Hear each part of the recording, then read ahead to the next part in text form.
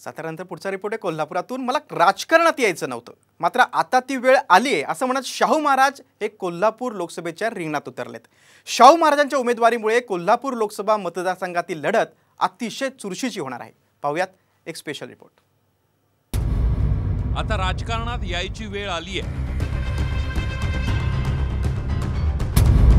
शाहू महाराज कोल्हापूर लोकसभेच्या रिंगणात।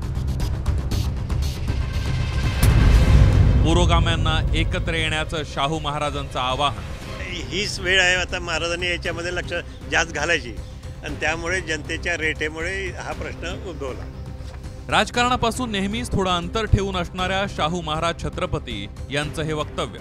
गेल्या वर्षापर्यंत राजकारणात येणार नाही असं शाहू महाराज सांगत होते, मात्र आता थोरले महाराज काँग्रेसच्या तिकिटावर कोल्हापूरची लोकसभा लढवतायत। जनतेच्या आग्रहाखातर हा निर्णय घेतल्याचं शाहू महाराज यांनी सांगितलं।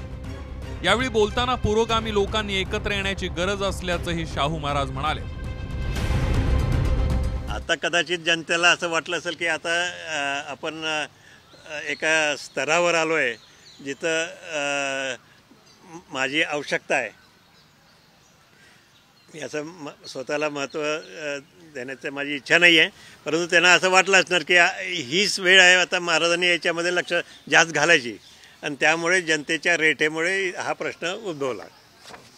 हा, त्याबद्दल मी पूर्वी बोललोच आहे। एकाधिकारशाहीकडे आपण वळा लागलो आहे असं दिसतेच आहे आणि ते लोकशाही ही टिकली पाहिजे। लोकशाही हे आपलं मूलभूत आहे।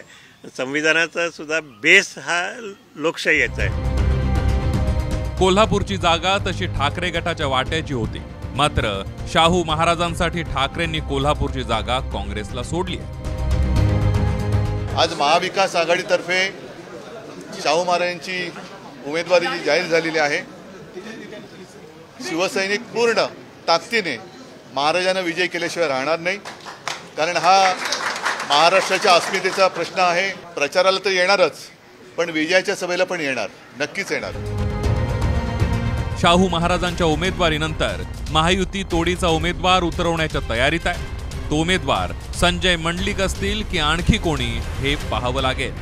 ब्युरो रिपोर्ट, साम टीव्ही न्यूज।